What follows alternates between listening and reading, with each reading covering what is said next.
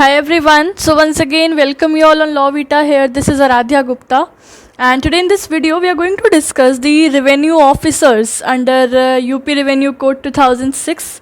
हम लोगों ने सेक्शन 4 डेफिनेशन क्लॉज में रेवेन्यू ऑफिसर्स कौन कौन से होते हैं वो हमने इन शॉर्ट पढ़ लिया था, पर अब हम उन रेवेन्यू ऑफिसर्स को डिटेल में डिस्कस करेंगे. उनके अलग अलग सेक्शंस हैं इन दी कोड इटसेल्फ, तो हम उन सारे सेक्शंस को कवर करेंगे. बेसिकली सेक्शन 11 से सेक्शन 19 जो है वो रेवेन्यू ऑफिसर्स के प्रोविजंस को डील करता है. ठीक है, इससे पिछली वीडियो में हम लोगों ने क्या पढ़ा था? हमने पढ़ा था कि बोर्ड ऑफ रेवेन्यू क्या है, ठीक है, कौन कौन से मेंबर्स उसको कॉन्स्टिट्यूट करते हैं, उसका जुरिस्डिक्शन क्या था, उसकी पावर्स क्या थी, उसका डिसीजन कैसे कंसीडर किया जाता था. उसके सारे सेक्शंस कवर किए थे. वीडियो नहीं देखा है तो वीडियो का लिंक डिस्क्रिप्शन बॉक्स में प्रोवाइडेड है.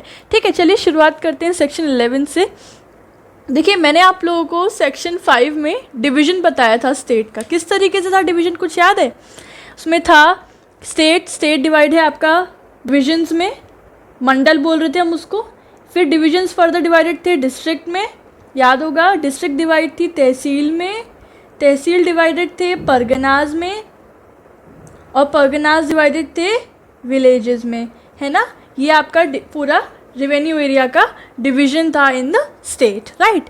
तो अब यहाँ पर सबसे पहले जो आपके हाईएस्ट अथॉरिटी होगी रिगार्डिंग द रेवेन्यू मैटर्स या रेवेन्यू एरिया की, वो होगी डिवीज़न की. सेक्शन 11 जो है सबसे पहले आपकी जो आप रेवेन्यू ऑफिसर अपॉइंट करते हो डिवीज़न के अंदर, उसकी बात करता है. ठीक है, और वो है कमिश्नर और एडिशनल कमिश्नर. फिर सेक्शन 12 बात करता है the revenue officer which the state government appoint in a district, जो कि डिवीजन के नीचे आता है. ठीक है, in one division there is 2 और मोर डिस्ट्रिक्ट, तो उन डिस्ट्रिक्ट के अंदर कलेक्टर्स एंड एडिशनल कलेक्टर्स को अपॉइंट किया जाता है. ठीक है, इस तरीके से फर्दर सब डिविजनल ऑफिसर, तहसीलदार, नायब तहसीलदार, ये सारे अलग अलग रेवेन्यू ऑफिसर्स अपॉइंट होते हैं अकॉर्डिंगली. हम लोग सेक्शन 11 पढ़ते हैं. सबसे पहले 11 बात करता है about the commissioner and additional commissioner, right. Here it is saying the state government appoint in each division a commissioner. ठीक है, जो स्टेट गवर्नमेंट है वो हर डिवीजन में एक कमिश्नर को अपॉइंट करती है. Commissioner exercise authority over all the revenue officers in इस डिवीजन. उस डिवीजन के अंदर जितने भी इसके नीचे रेवेन्यू ऑफिसर्स हैं उन सबके ऊपर एक अथॉरिटी एक्सरसाइज करती है. ठीक है, उन सबको क्या क्या फंक्शंस परफॉर्म करने हैं, ठीक है, क्या क्या उन लोग की ड्यूटीज़ हैं वो उन लोगों को अलॉट करता है. इन शॉर्ट उनके ऊपर सुपरविजन रखता है कमिश्नर. सिर्फ अपने डिवीज़न में जिस डिवीज़न का रेवेन्यू ऑफिसर वो है, सिर्फ उसी डिवीज़न के बाकी रेवेन्यू ऑफिसर्स के ऊपर. ठीक है, स्टेट गवर्नमेंट में अपॉइंट 1 और मोर additional commissioner. State government commissioner के साथ साथ एक या एक से ज़्यादा एडिशनल कमिश्नर भी अपॉइंट कर सकती है. एज इट थिंग्स फिट उतने अपॉइंट करती है state government. Additional commissioner exercise such powers and discharge such duties of commissioner which state government और कमिश्नर में डायरेक्ट अकॉर्डिंगली. जो एडिशनल कमिश्नर है वो सारे पावर्स परफॉर्म करते हैं, वो सारे ड्यूटीज़ डिस्चार्ज करते हैं जो कि कमिश्नर की होती हैं, राइट. जो स्टेट या तो स्टेट गवर्नमेंट उनको डायरेक्ट करते हैं कि आपको ये परफॉर्म करनी है, या फिर अगर स्टेट गवर्नमेंट ने ऐसा कोई ऑर्डर नहीं दिया है तो in that absence commissioner direct करता है. तो उसके बेसिस पर एडिशनल कमिश्नर अपनी ड्यूटीज़ को या अपनी पावर्स को एक्सरसाइज करती है, right. Provisions of this code applies to additional commissioner in the same way as if he were a commissioner of division. और इस कोड के जितने भी provisions हैं वो एडिशनल कमिश्नर के ऊपर उस सेम तरीके से लागू होंगे जैसे कि वो provisions एक डिवीज़न के कमिश्नर के ऊपर हो रहा है. इन शॉर्ट जो प्रोविजंस है वो कमिश्नर को और एडिशनल कमिश्नर को सेम पेस पर कंसिडर करेगा, right. State government may designate any additional commissioner as additional commissioner judicial and he shall be allotted only judicial business. जो स्टेट गवर्नमेंट है वो किसी भी एक एडिशनल कमिश्नर को as an additional commissioner judicial appoint कर सकता है.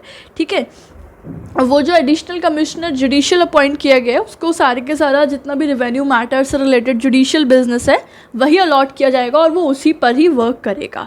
ठीक है, तो ये हमने पहला पढ़ा है डिवीज़न के अंदर कौन रेवेन्यू ऑफिसर अपॉइंट किया जाता है, कमिश्नर और एडिशनल कमिश्नर. ठीक है, आई होप आपको समझ में आ गया होगा. आगे बढ़ते हैं नेक्स्ट से डिस्ट्रिक्ट के. तो डिस्ट्रिक्ट में आपके अपॉइंट किए जाते हैं कलेक्टर और एडिशनल कलेक्टर. सेक्शन 12 डील करता है. State government appoint in each district a collector, state government हर डिस्ट्रिक्ट में एक कलेक्टर अपॉइंट करते हैं, who shall be the in-charge of revenue administration, ठीक है, रेवेन्यू मैटर्स से रिलेटेड जितना एडमिनिस्ट्रेशन डीलिंग है वो सारा परफॉर्म करता है, उन सबका इंचार्ज होता है collector in a district. Collector exercise all the powers and discharge all the duties as imposed by this code or the law for the timing in force. जो कलेक्टर है वो सारे पावर्स परफॉर्म करते हैं, सारी duties discharge करते हैं जो भी इस कोड के अंदर अलॉट की गई है, इम्पोज की गई है, या फिर फॉर द टाइमिंग कोई और अगर लॉ उस चीज़ को डील करता है तो उस लॉ के अकॉर्डिंग जो भी प्रोविजंस है उसके अकॉर्डिंग वो अपनी पावर्स को एक्सरसाइज करते हैं. ठीक है. स्टेट गवर्नमेंट में अपॉइंट वन और मोर एडिशनल कलेक्टर, स्टेट गवर्नमेंट जो है वो एक या एक से ज़्यादा एडिशनल कलेक्टर भी अपॉइंट कर सकती है जितने उनको ठीक लगेंगे. ठीक है. Additional collector exercise such powers and discharge such duties of collector which state government और कलेक्टर में डायरेक्ट. ठीक है. सेम जैसे ऊपर था वैसे ही बोला है कि एडिशनल कलेक्टर वो सारे एक कलेक्टर के वो सारे पावर्स को एक्सरसाइज करेगा, उनकी वो सारी ड्यूटीज़ को डिस्चार्ज करेगा जो कि स्टेट गवर्नमेंट डायरेक्ट करते हैं, या फिर अगर स्टेट गवर्नमेंट नहीं ऐसा कुछ डायरेक्शन दे रहे हैं तो उनके एब्सेंस में कलेक्टर खुद ऐसा डायरेक्शन देगा. ठीक है. Provisions of this code applies to additional collector in the same way as if he were a collector of a district आएगा यहाँ पे. ठीक है. तो यहाँ बोल रहे हैं कि एडिशनल कलेक्टर के ऊपर कोड के सारे प्रोविजंस बिल्कुल उस तरीके से ही प्रिवेल करेंगे जैसे कि वो एक कलेक्टर हो. ठीक है. State government may designate any additional collector as additional collector judicial and he shall be allotted only the judicial business. ठीक है.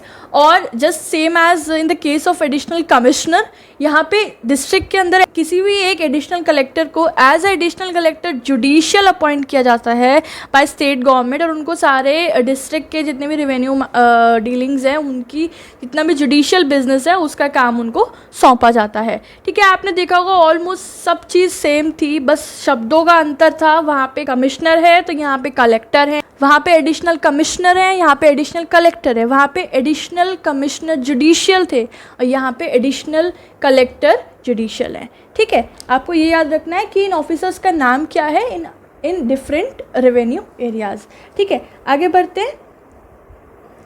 सेक्शन 13 सब डिविजन्स ऑफ डिस्ट्रिक्ट, जो कि तहसील हमने पढ़ा था ना, डिस्ट्रिक्ट फर्दर डिवाइड होते हैं इन डिफरेंट तहसील, है ना. तो तहसील में अपॉइंट किए जाते हैं एसडीओ, सब डिविजनल ऑफिसर, क्योंकि डिस्ट्रिक्ट का सब डिवीजन है तहसील तो उसके ऑफिसर का नाम क्या है, सब डिविजनल ऑफिसर, है ना. सेक्शन 13 बोलता है state government appoint in each district as many persons as it thinks fit as assistant collector of first class और सेकेंड क्लास. अच्छा, यहाँ क्या बोल रहे हैं ध्यान से सुनिए कि अब देखो ऊपर उन्होंने सेक्शन 12 के अंदर कलेक्टर अपॉइंट किया, एडिशनल कलेक्टर अपॉइंट किया, एडिशनल कलेक्टर जुडिशियल अपॉइंट किया. किसी भी डिस्ट्रिक्ट के अंदर स्टेट गवर्नमेंट चाहे, ठीक है, इन ईच डिस्ट्रिक्ट में अपॉइंट एज मैनी पर्सन्स, जितने पर्सन्स उन्हें ठीक लगते हैं वो अपॉइंट कर सकते हैं एज असिस्टेंट कलेक्टर. ध्यान रखिए ऊपर पढ़ा था कलेक्टर, एडिशनल कलेक्टर, यहाँ पढ़ रहे हैं असिस्टेंट कलेक्टर. और असिस्टेंट कलेक्टर में भी दो आपकी क्लासिफिकेशन है, assistant collector first class, assistant collector second class. तो स्टेट गवर्नमेंट हर डिस्ट्रिक्ट में ये अपॉइंट कर सकता है. फर्दर स्टेट गवर्नमेंट में place N assistant collector of first class in the charge of one और more sub division of district. ठीक है. तो अब स्टेट गवर्नमेंट के पास पावर है, वो चाहे तो किसी भी असिस्टेंट कलेक्टर फर्स्ट क्लास को इंचार्ज बना सकता है किसी भी तहसील का, एक तहसील का भी, एक से ज़्यादा तहसील का भी वो उसको इंचार्ज बना सकता है. असिस्टेंट कलेक्टर फर्स्ट क्लास को याद रखना है. ठीक है. Who shall be called as sub divisional officer, और उसको कहते हैं हम सब डिविजनल ऑफिसर. ठीक है. तो कौन है sub divisional officer? An assistant collector of first class who was put in the charge of one और more sub divisions of district that is tehsil, he is known as sub divisional officer. ठीक है. SDO यानी कि sub divisional officer, he shall exercise all the powers and discharge all the duties as impose by this code और the law for the timing in force. SDO जो है वो सारी powers exercise करेगा जो कि इस कोड में बताया है या फिर किसी और लॉ में बताया है जो कि उस टाइम पर इन्फोर्स है related to the revenue matters. State government may designate an assistant collector first class as additional SDO in one or more तहसील. जैसे ऊपर था कि किसी भी एक कलेक्टर को एडिशनल कलेक्टर बना दिया, उस तरीके से स्टेट गवर्नमेंट जो है वो किसी असिस्टेंट कलेक्टर फर्स्ट क्लास को additional sub divisional officer appoint कर सकती है इन वन और मोर तहसील. जैसे भी रिक्वायर्ड है, अगर वर्क लोड ज़्यादा होता है कहीं पे, ठीक है, या फिर कुछ स्पेशल काइंड ऑफ केसेस को डील करना होता है, उन आपको अगर रेवेन्यू एडमिनिस्ट्रेशन पे कंट्रोल बढ़ाना है, उस तरीके से आप एडिशनल कलेक्टर या एडिशनल एसडीओज या एडिशनल कमिश्नर अपॉइंट करते हैं. It all depends as which fits to the state government. ठीक है. Further, provisions of this code applies to additional SDO in the same way as a फी वर SDO of tehsil. ठीक है. वही ऊपर जैसी बात है कि इस जितने भी प्रोविजंस हैं इस कोड के, वो एडिशनल एसडीओ के ऊपर उस तरीके से लागू होंगे. ठीक है. उस तरीके से अप्लाई होंगे जैसे कि वो खुद ही तहसील का एसडीओ है. Additional SDO exercise such powers and discharge such duties of SDO which state government और एसडीओ विद डायरेक्ट. ठीक है. ऊपर था कि एडिशनल कलेक्टर वो सारी पावर्स को परफॉर्म करेगा जो कि उसको स्टेट गवर्नमेंट ने या कलेक्टर ने बोले. तो यहाँ पे एडिशनल एसडीओ वो सारी पावर्स परफॉर्म करेगा क्योंकि स्टेट गवर्नमेंट डायरेक्ट की हो या फिर एसडीओ ने खुद डायरेक्ट की हो. ठीक है. State government may designate any assistant collector first class as SDO judicial. दिख रहे हैं आप, सब में सेम चीज़ आ रही है, पर इन ऑफिसर्स के नेम चेंज हैं इन एज पर देयर डेजिग्नेशंस. बाकी प्रोविजन सारे सेम हैं, इसलिए याद करने में तो बिल्कुल कोई टेंशन ही नहीं लेनी है. पहला याद रखना है, बाकी सारे ऑलमोस्ट सेम है, एक आध प्रोविज़न का अंतर है, पढ़ना सबको है. तो यहाँ बोल रहे हैं कि किसी भी असिस्टेंट कलेक्टर फर्स्ट क्लास को स्टेट गवर्नमेंट जो है एज एसडीओ जुडिशियल अपॉइंट कर सकता है, डेजिग्नेट कर सकता है, एंड उनको सारा जुडिशियल बिजनेस ही अलॉट किया जाएगा in that particular sub division of a district. ठीक है. ये हो गया सेक्शन 11, 12, 13. आगे बढ़ते हैं. सेक्शन 14 बात करता है तहसीलदार एंड तहसीलदार जुडिशियल. तो यहाँ पे तहसील में अपॉइंटमेंट हो रहा है of a revenue officer. So state government appoint in each district as many persons as it thinks fit to be the tahsildar and tehsildar judicial. State government को जितने ठीक लगते हैं उतने तहसीलदार और तहसीलदार जुडिशियल वो अपॉइंट कर सकते हैं in a district, in each district. They shall exercise such powers and discharge such duties as a state government or collector में डायरेक्ट. ठीक है. वो सारी परफॉर्म करेंगे जो कि स्टेट गवर्नमेंट या कलेक्टर उनको डायरेक्ट करते हैं. ये हो गया सेक्शन 14. इसमें बस इतना ही था. सेक्शन 15 बात करता है नायब तहसीलदार के बारे में. State government appoint in each district as many persons as it thinks fit to be naib tahsildar. State government को जितने ठीक लगते हैं उतने वो नायब तहसीलदार अपॉइंट करते हैं. ठीक है. सेक्शन 14 में थे तहसीलदार एंड तहसीलदार जुडिशियल, और we are talking about naib tehsildar. Naib tehsildar shall exercise all powers and discharge all duties as impose by this code और the time being in force. ठीक है. वो सारे एक्सरसाइज करेंगे, पावर्स और ड्यूटीज डिस्चार्ज करेंगे जो इस कोड में उनको ऊपर इम्पोज की गई है या फिर for the time being in force किसी और लॉ ने. ठीक है. तो ये हमारे हो गए नायब तहसीलदार सेक्शन 15 में. चलिए आगे बढ़ते हैं. Section 16 talks about revenue inspectors and lekhpal. So collector may appoint in each tehsil one और more revenue inspector for proper supervision, maintenance, correction of village record and to perform such duties which state government specify by general or special order. तो जो collector है यहाँ पे state government appoint नहीं कर रहा है, डू नॉट मिस्टेक. यहाँ पे कलेक्टर अपॉइंट करते हैं. कलेक्टर कौन था? The revenue officer of a district. ठीक है. जो कि कमिश्नर के नीचे जस्ट आ रहा था कलेक्टर सेक्शन 12 में. तो कलेक्टर अपॉइंट करता है इन each tehsil. Tehsil is a subdivision of a district. ठीक है. in each tehsil he may appoint one or more revenue inspector. एक या एक से ज़्यादा रेवेन्यू इंस्पेक्टर अपॉइंट कर सकता है. कलेक्टर के पास ही पावर है.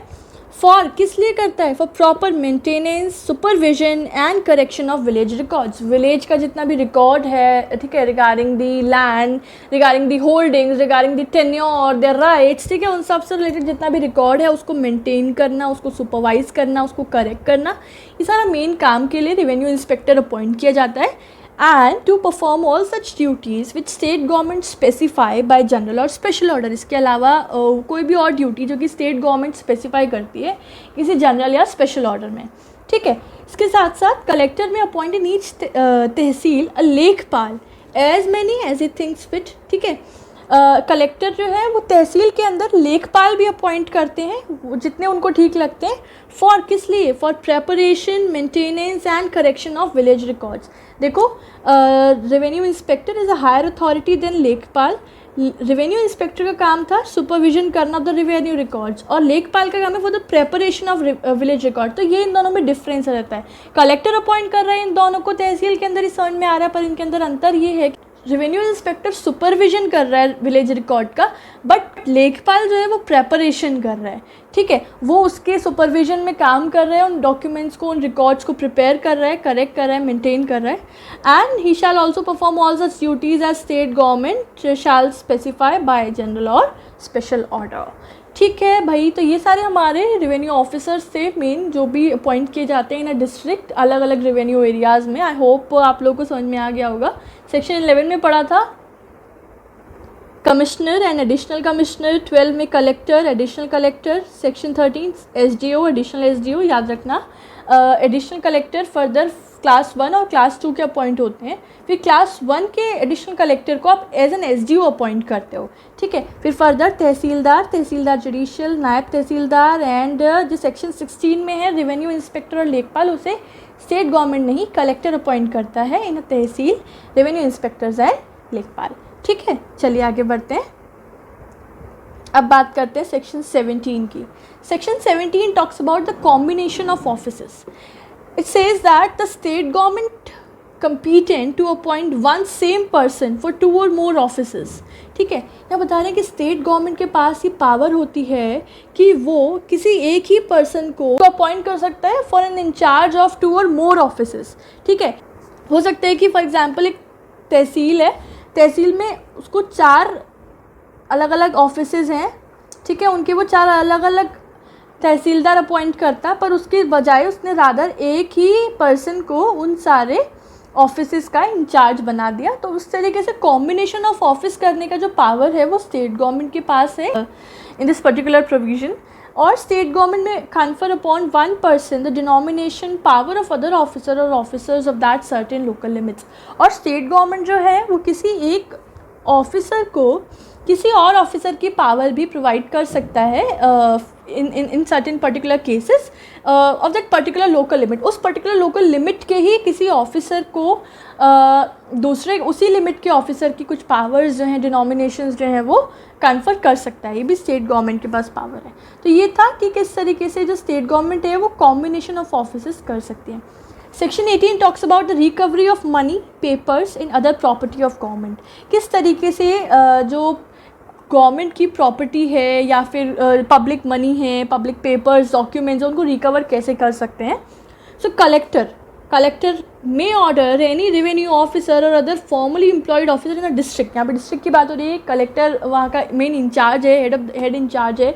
तो कलेक्टर जो है वो ऑर्डर कर सकता है किसी भी रेवेन्यू ऑफिसर को in a district for the claims outstanding, जो भी क्लेम्स आउटस्टैंडिंग हैं, मतलब जो कि ड्यू हैं, पे करने थे, नहीं किए, ऑफ पब्लिक मनी, पेपर्स और other property of state government, जो कि बकाया है, आई कैन से जो कि ड्यू है, पे करना था पर नहीं किया है, चाहे वो स्टेट गवर्नमेंट की प्रॉपर्टी से रिलेटेड हो, पब्लिक मनी हो, पब्लिक पेपर्स हो, उनको ऑर्डर देते हैं उन रेवेन्यू ऑफिसर्स को, आप उनको डिलीवर करो either to the bearer of order, या तो उस ऑर्डर के जो एक्चुअल बेयरर है उसको, या फिर किसी और पर्सन को जो भी उस ऑर्डर में स्पेसिफाई करेगा कलेक्टर, जिस पर्सन को, उस व्यक्ति को उसको प्रोवाइड करना होगा।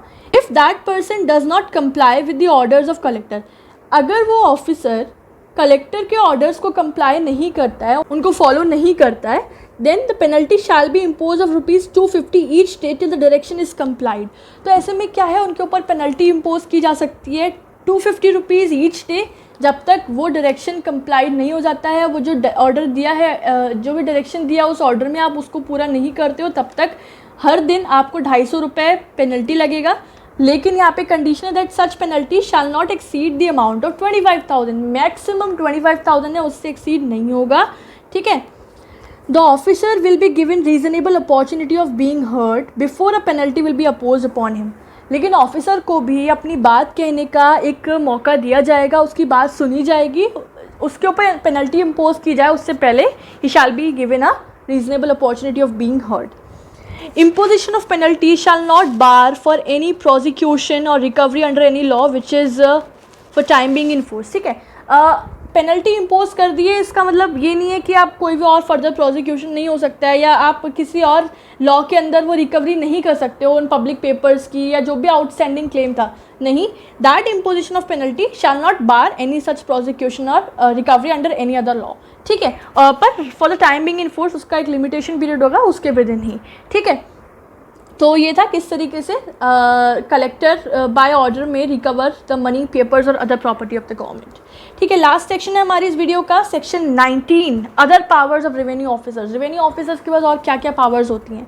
सो when any power is exercisable और dischargeable by any officer under this code, then that power may be exercise by any superior officer as well. देखो यहाँ पे क्या बोल रहे हैं कि अगर कोई पावर है, पर्टिकुलर पावर, जो कि कोई एक ऑफिसर इस कोड के अंदर डिस्चार्ज कर रहा है, एक्सरसाइज कर रहा है, तो वो जो पावर एक्सरसाइज कर रहा है, उस पावर को एक्सरसाइज करने का जो राइट है वो उससे सुपीरियर ऑफिसर के पास भी होगा। ये बाय इप्सो फैक्टो सेक्शन 19 बताता है कि अगर तहसीलदार कोई पावर एक्सरसाइज कर रहा है तो उससे ऊपर कोई भी जो भी कलेक्टर है, ठीक है, या फिर कोई भी असिस्टेंट कलेक्टर है, एसडीओ है, वो भी उन पावर्स को एक्सरसाइज कर सकते हैं। State government may by general और special order direct any officer to perform और एक्सरसाइज सच अदर पावर्स। और जो भी पावर्स परफॉर्म करनी है, एक्सरसाइज करनी है, वो state government either by special और जनरल ऑर्डर उसको डायरेक्शन प्रोवाइड करते रहेंगे टाइम टू टाइम और in accordance with the particular और इन जनरल लॉ। ठीक है, तो ये था हमारा revenue officers in the UP revenue code, section 11, 12, 13, 14, 15, 16, 17, 18, 19। 16 तक हमने ऑफिसर्स डिस्कस किए थे, 17, 18, 19 में उसके बाकी जितने सर्टेन प्रोविजंस है वो देखे थे। आई होप आप लोगों को ये लेक्चर पसंद आया हो। नेक्स्ट वीडियो किस टॉपिक पर चाहिए उसके लिए आप लोग मुझे कमेंट में लिखकर बताइए, और यूपी रेवेन्यू कोड का ये सेक्शन चलता रहेगा। बाकी और कौन से सब्जेक्ट मैंने नहीं डील किए हैं और आप लोग चाहते हैं उनके लेक्चर्स लेके आऊँ, या फिर पहले उनकी प्लेलिस्ट बना रखी है, कुछ लेक्चर अपलोड किए हैं, अभी कंटिन्यू नहीं कर पाई हूँ, वो भी कमेंट में लिख के बताइए किस चीज़ का आपको चाहिए। और लेक्चर पसंद आया, ये थोड़ी सी मेहनत नोट्स की, एक्सप्लेनेशन की पसंद आई तो वीडियो को लाइक कर दीजिएगा। ठीक है, कमेंट में लिख के बताइएगा कैसी लगी। And the last thing, channel को सब्सक्राइब नहीं किया है तो guys do subscribe this channel, you will definitely gain something through the videos which will come and which will upload over this law Vita. This was it everyone. The link of Instagram page is in the description box. You can follow us over there. This was it. Just everyone take care of yourself and your family. I'll meet you up with the next video with the next legal content. Till then, have a good day. Bye bye.